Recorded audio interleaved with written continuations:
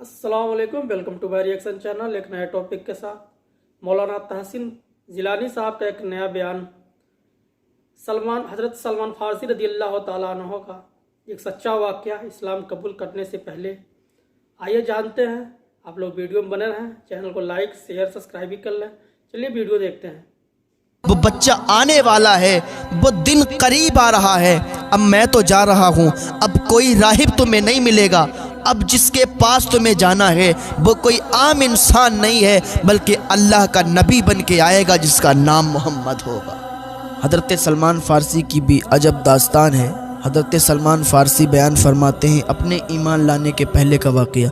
अगर दिल से सुन लेंगे ना तो यकीन मानिए आंसू रोक नहीं पाएंगे, दिल रोएगा आपका। मैंने जब ये पढ़ा था, मैंने जब इसका मुताला किया तो मेरे भी आंसू निकल आए। ये वाक़या हज़रत सलमान फ़ारसी बयान फरमाते हैं अपने ईमान लाने से पहले। कहते जब मैं मजूसी था, मेरा बाप बहुत बड़ा मजूसी था। मेरा बाप मुझे मेरे घर से बाहर नहीं निकलने दिया करता था, इसलिए कि कहीं ये ईमान ना ले आए, ये कहीं फिर ना जाए अपने दीन से। मेरा बाप मुझे मेरे घर में ही रखता था और मुझे हर चीज़ मुहैया करवाता था जो ज़रूरत की होती थी। उसने मेरा काम लगा दिया था कि आतिश कदे में आग लगाने का, आग जलाने का काम मेरा दे दिया था। मैं आग जलाया करता था और खेतों का काम किया करता था, लेकिन बाप मेरा मुझे अपने साथ ही रखता था। खेत पर जाता था तो मुझे अपने साथ ले जाता था, आतिश कदे में जाता था मुझे अपने साथ ले जाया करता था। लेकिन एक दिन क्या हुआ, एक दिन मेरा बाप किसी ज़रूरी काम से बाहर चला गया और मुझसे कह गया, बेटे तुम आज खेतों पर चले जाना और अपना काम करके सीधे घर चले आना। मैं गया, अकेला गया खेतों पर। हज़रत सलमान फ़ारसी बयान फरमाते हैं अकेला गया खेतों पर, बाप मेरे साथ नहीं था, बाप किसी काम से मसरूफ़ था। मैं जा रहा था खेतों पर तो रास्ते में मैंने देखा ईसाइयों का इबादत खाना, ईसाइयों को इबादत करते हुए देखा। तो मैंने ईसाइयों को इबादत करते हुए देखा तो उनकी इबादत मुझे अच्छी लगी। वो बिल्कुल अलग तरीके से इबादत कर रहे थे, जो मेरी इबादत है और उनकी इबादत, उसमें फ़र्क बहुत था। वो अलग तरीके से थी। मैं उसको देखते ही मुझे अच्छा लगने लगा, मैं वहाँ पर देखने लगा खड़े होकर। फिर क्या हुआ, हज़रत सलमान फ़ारसी बयान फरमाते हैं कि मैं शाम तक वहीं रहा। मैंने शाम तक वहीं देखा, इबादत खाने में कुछ लोग इबादत कर रहे हैं, आ रहे हैं जा रहे हैं, इबादत कर रहे हैं। इधर इनका बाप भी काम निपटा कर घर पे आ गया। जब बेटे को घर पे नहीं पाया, घर पर बेटा मौजूद नहीं, तो इन्होंने फिर अपने कुछ लोगों को ढूंढने के लिए लगा दिया कि है मेरा बेटा गुम हो गया, मेरा बेटा कहाँ चला गया। इनको बड़ा तकलीफ़ हुई, इन्होंने कई लोगों को ढूंढने पर लगा दिया। लेकिन सलमान फ़ारसी फरमाते हैं कि मैं फिर वापस चला गया घर पे। जैसे ही घर पे पहुंचा, मेरे बाप ने मुझे आगे बढ़ के सीने से लगा लिया, बेटा तो कहाँ गया था, मैं तो तुझे बहुत ढूंढवा रहा था, मैं तो बहुत परेशान हो गया था, मुझे तकलीफ़ हो रही थी, और तू कहाँ चला गया था। मेरा दिल धड़क रहा था, मैं बेचैन हो रहा था। बेटा मुझसे जुदा मत हुआ कर, तू घर से मत जाया कर, तू कोई काम करने के लिए नहीं जाएगा बेटे। सलमान फ़ारसी कहते हैं मैंने कहा अब्बा मैं गया था ना, रास्ते में मैंने एक इबादत खाना देखा जो ईसाइयों का इबादत खाना था। उस इबादत खाने में लोग इबादत कर रहे थे, ईसाई नमाज़ पढ़ रहे थे। वो मुझे अलग तरीके की नमाज़ लग रही थी, अलग तरीके की इबादत लग रही थी, मुझे बहुत अच्छा लग रहा था। मुझे ऐसा लगता है कि मेरे दीन से बेहतर उनका दीन है। उसके बाप ने समझ लिया कि लग रहा है इस पर असर पड़ गया है। उसका बाप कहने लगा, बेटा मजूसियत ही सबसे अच्छा दीन है और मजूसियत से कभी मत फिरना, और उनका दीन बेहतर नहीं है। लेकिन सलमान फ़ारसी कहते हैं मैंने कहा बाबा उनका ही दीन मुझे बेहतर लगा, मैंने उनकी नमाज, उनकी इबादत बिल्कुल अलग पाई। बाबा मुझे मजूसी से अच्छा उनका दीन लगा। हज़रत सलमान फ़ारसी को उसके बाप ने बेड़ियाँ लगा दी, कहा ये जो है बिगड़ ना जाए, तो घर से बाहर ना निकल पाए। बेड़ियाँ डाल दी पैर में और कहा सलमान अब घर से बाहर जाने की ज़रूरत नहीं है, तुम बिगड़ने लगे हो और मुझे डर है कहीं तुम ईसाइयत को कबूल ना कर लो, ईसाइयत अपना ना लो, ईसाइयत धर्म में ना चले जाओ, इसीलिए तुम्हारे पैरों में बेड़ियाँ डाल रहा हूँ।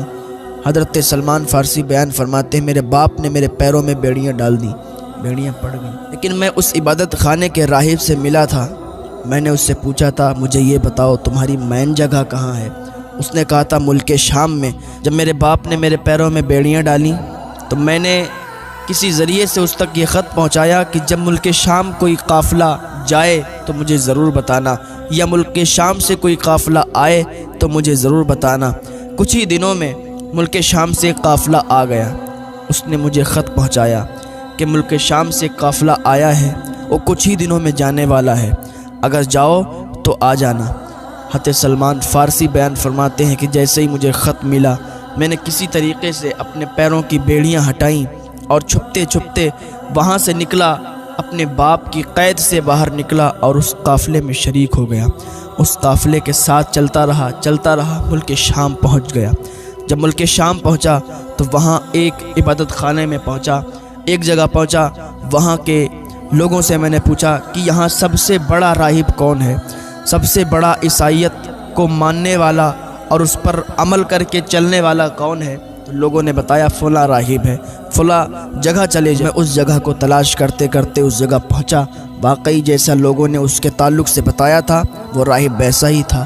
میں اس کی بارگاہ میں پہنچا، میں نے کہا مجھے عیسائیت قبول کرنا ہے اور مجھے اپنے دین کے بارے میں بتاؤ، میں آپ کے پاس رہنا چاہتا ہوں، آپ کی خدمت کرنا چاہتا ہوں، مجھے اپنے دین کے بارے میں آپ بتاتے رہنا، میں آپ کی خدمت میں لگا رہوں گا۔ راہب نے کہا اچھی بات ہے، تم یہاں رہو اور خدمت کرو اور میں تمہیں عیسائیت کے بارے میں بتاتا رہوں گا، میں تمہیں نصرانیت کے بارے میں بتاتا رہوں گا۔ حضرت سلمان فارسی بیان فرماتے ہیں کہ میں وہاں رہنے لگا، لیکن وہ راہب پھر مجھے اچھا نہیں لگا، اس لیے وہ لوگوں سے مال اکٹھا کر لیتا تھا، جو صدقہ وغیرہ خیرات آتی تھی وہ اکٹھا کر لیتا تھا، بجائے غریبوں میں تقسیم کرنے کے وہ اپنا مال جمع کرتا تھا، وہ الگ چھپا کے رکھ دیا کرتا تھا، غریبوں کے حق کو ان تک نہیں پہنچاتا تھا، غریبوں میں تقسیم نہیں کیا کرتا تھا، تو اسی وجہ سے وہ مجھے اچھا نہیں لگتا تھا۔ لوگ اسے بہت بڑا سمجھتے تھے، لوگوں کو اس کی حقیقت نہیں معلوم تھی۔ جب وہ مر گیا، لوگ آئے اس کو دفن کرنے کے لیے، تو میں نے کہا کہ تم لوگ اس کو بہت بڑا سمجھتے ہو، لیکن یہ بہت بیکار انسان ہے، بہت خراب انسان ہے، لوگوں کو لوٹنے والا انسان ہے، غریبوں کا حق مارنے والا انسان ہے۔ لوگوں نے کہا تم کیا کہہ رہے ہو؟ کہا میں سچ کہہ رہا ہوں، اگر جاننا چاہتے ہو تو میرے ساتھ آ جاؤ۔ حضرت سلمان فارسی بیان فرماتے میں ان کو لے کے گیا اس جگہ پر جہاں اس نے سونے کو چھپا رکھا تھا، گھڑوں میں سونا بھر کے رکھا تھا۔ لوگوں نے جیسے ہی دیکھا کہ بہت سارے گھڑے، بہت سارا سونا رکھا ہوا ہے، بہت سارا مال و دولت ہے، تو لوگ یہ سمجھ گئے کہ واقعی یہ بہت برا انسان تھا۔ لوگوں نے پھر اسے سولی پر چڑھا دیا، پتھر مار مار کے اس کا جسم چھلنی کر دیا، اور وہ جو مال و دولت تھا وہ غریبوں میں تقسیم کروا دیا۔ اب وہاں پر دوسرے راہب کو رکھا گیا، اس عبادت خانے میں دوسرا راہب آ گیا، وہ واقعی بہت اچھا تھا۔ جب وہ مر گیا، جب اس کا انتقال ہو گیا، تو حضرت سلمان فارسی بیان فرماتے میں نے اس سے پوچھا کہ اب میں کس کے پاس جاؤں؟ اس کا انتقال ہونے سے پہلے سلمان فارسی نے پوچھا اب میں کس کے پاس جاؤں، کہاں جاؤں؟ جو بہت اچھا راہب ہو، جو واقعی نیک ہو، جو واقعی لوگوں کا حق مارنے والا نہ ہو۔ اس راہب نے مجھے ایک جگہ کا پتہ دیا اور کہا وہاں چلے جاؤ، میری نظر میں اس سے بہتر کوئی راہب نہیں ہے۔ میں وہاں سے روانہ ہوا اور اس جگہ پہنچا جہاں اس راہب نے مجھے بتایا تھا۔ اس راہب کے پاس جیسے ہی پہنچا نا تو واقعی وہ مجھے ویسا ہی ملا جیسا اس نے بتایا تھا۔ اس کی خدمت میں میں لگ گیا، اس سے نصرانیت کے بارے میں پوچھتا تھا، وہ مجھے بتاتا تھا، ایک ایک بات مجھے بتاتا تھا، میں اس کی خدمت میں لگا رہتا تھا۔ ایک دن آیا کہ اس کا بھی انتقال ہونے والا تھا۔ میں نے اس سے پوچھا کہ اب مجھے کہاں جانا چاہیے، تو اس نے کہا کہ فلاں جگہ ایک راہب ہے جو بہت ہی اچھا راہب ہے، اور اس کے علاوہ اور کوئی ایسا راہب نہیں ہے جو تم جس کے پاس جاؤ جو نیک ہو۔ تو میں اس کے کہنے پر اس کا انتقال ہو گیا، اس کے بعد میں اس راہب کے پاس گیا۔ اس طریقے سے میں راہبوں کے پاس جاتا رہا، اس راہب کے پاس گیا، اس کی خدمت میں رہا، باقی وہ ویسا ہی پایا جیسا اس نے بتایا تھا، لیکن اس راہب کا بھی تھوڑے دنوں کے بعد انتقال ہونے والا تھا۔ وہ آخری راہب تھا میری اس زندگی میں۔ تو میں نے اس راہب سے پوچھا کہ حضور مجھے اب بتائیے کہ اب مجھے کہاں جانا چاہیے۔ اس راہب نے کہا اس دنیا میں اب میری نظروں میں کوئی ایسا راہب نہیں ہے جس کے پاس تم جاؤ، جس کے پاس تم جا کے رہو، جس کی تم خدمت کرو، لیکن ہاں اب تم کسی راہب کے پاس مت جاؤ۔ اب تم وقت دیکھو، اب تم ٹائم دیکھو، وہ دن آنے والا ہے، وہ گھڑی آنے والی ہے کہ مدینے میں ایک بچہ پیدا ہوگا، وہ بچہ آنے والا ہے، وہ دن قریب آ رہا ہے، اب میں تو جا رہا ہوں، اب کوئی راہب تمہیں نہیں ملے گا، اب جس کے پاس تمہیں جانا ہے وہ کوئی عام انسان نہیں ہے بلکہ اللہ کا نبی بن کے آئے گا جس کا نام محمد ہوگا۔ حضرت سلمان فارسی کہتے ہیں میں نے پوچھا اس کی نشانی تو بتائیے، اس کی نشانی کیا ہوگی؟ وہ راہب کہتا ہے اس کی 3 نشانیاں ہوں گی۔ پہلی نشانی وہ ہے کہ وہ ہدیہ قبول فرمائیں گے، دوسری نشانی وہ ہے وہ صدقے کا کھانا نہیں کھائیں گے، اور تیسری نشانی یہ ہے کہ ان کے دونوں شانوں کے درمیان مہر نبوت ہوگی۔ میرے بیٹے تم اس رحمت والے نبی صلی اللہ تعالیٰ علیہ وسلم سے ضرور ملاقات کرنا، ضرور ملنا۔ اتنا کہنے کے بعد وہ راہب انتقال کر گیا، وہ راہب بھی اس دنیا سے چلا گیا۔ میں سوچ رہا تھا کہ میں عرب شریف کیسے جاؤں، میرے پاس تو کچھ ایسا سامان نہیں ہے، کچھ ایسا سادھن نہیں ہے، کوئی سواری نہیں ہے، کیسے جاؤں؟ تو مجھے خبر ملی کہ ایک قافلہ عرب شریف جا رہا ہے۔ تو جب میں اس راہب کے پاس رہا کرتا تھا، میں نے رقم تھوڑی جمع کی تھی، تو میں نے کچھ بکریاں اور کچھ گائے لے لی تھی، جانور لے لیے تھے۔ تو میں نے ان جانوروں کو ان قافلے والوں کے حوالے کر دیا کہ اگر تم مجھے عرب شریف لے چلو گے تو یہ جانور، یہ گائے اور بکریاں میں تمہیں دے دوں گا۔ انہوں نے کہا ٹھیک ہے۔ حضرت سلمان فارسی بیان فرماتے ہیں کہ میں نے قافلے والوں کو یہ گائے اور بکریاں دے دیں اور ان کے ساتھ روانہ ہو گیا۔ اب یہ قافلہ چلنے لگا، عرب کی اور جا رہا تھا، لیکن جب وادی قرا میں پہنچے تو قافلے والوں نے مجھ پر ظلم کیا اور مجھے ایک یہودی کے ہاتھ بیچ دیا، مجھے اس کا غلام بنا دیا۔ یہودی مجھے اپنے شہر لے گیا، وہاں میں نے بہت کھجوروں کے درخت دیکھے۔ میں نے سوچا شاید یہی وہ شہر ہے جس کے تعلق سے راہب نے مجھے بتایا تھا۔ چنانچہ میں اس یہودی کے یہاں کام کرتا رہا، اس کا غلام تھا۔ تو ایک دن اس کا چچا زاد بھائی آیا، اس یہودی نے مجھے اپنے چچا زاد بھائی کے ہاتھ بیچ دیا، میں اب اس کا غلام بن گیا۔ چنانچہ وہ اس کا چچا زاد بھائی مجھے لے کر مدینہ منورہ پہنچا۔ اللہ کی قسم جب میں مدینہ منورہ پہنچا میں بہت خوش تھا، میں بہت خوش ہو گیا کہ جس جگہ میں آنا چاہتا تھا آج اس جگہ آ گیا۔ جو نشانیاں مجھے راہب نے بتائی تھی کہ وہاں بہت زیادہ کھجوروں کے درخت ہوں گے اور وہ میں نے وہاں پا لیے۔ اب میں منتظر تھا کہ میرے کانوں میں وہ صدا گونجے کہ اس پاکیزہ ہستی نے مدینہ منورہ کو نوروار کر دیا ہے، اس کی آمد کی خبر سابقہ آسمانی کتب میں دی گئی ہے۔ بالآخر انتظار کی گھڑیاں ختم ہوئیں، میں کھجوروں کے درخت پر چڑھا ہوا تھا، میں کھجوریں توڑ رہا تھا، وہی میرا مالک آیا اور چیختا چیختا کہنے لگا اللہ فلاں قبیلے کو برباد کرے۔ وہ لوگ مقام قبا میں جمع ہیں اور ایک ایسے شخص کا دین قبول کر چکے ہیں جو مکہ سے آیا ہے اور وہ اپنے آپ کو اللہ رب العزت کا نبی کہتا ہے۔ اس قبیلے کے اکثر لوگ اپنے آباء و اجداد کا دین چھوڑ کر ایمان لا چکے ہیں۔ جب میں نے اپنے مالک کے چچا زاد بھائی کی یہ بات سنی تو میں اتنا خوش ہوا، اتنا خوش ہو گیا کہ گویا کہ میں اس کے اوپر گر جاتا، لیکن میں نے اپنے آپ کو سنبھال لیا کہ منزلیں قریب ہیں، اس ذات سے ملنے والے ہیں جس کے تعلق سے راہب نے بتایا تھا، وہ ذات آج ایسا لگتا ہے مل جائے گی۔ وہ نیچے اترے۔ حضرت سلمان فارسی کہتے ہیں کہ میں نیچے اترا، میں نے اپنے مالک کے چچا زاد بھائی سے کہا ذرا دوبارہ بتانا تم کیا بتا رہے ہو۔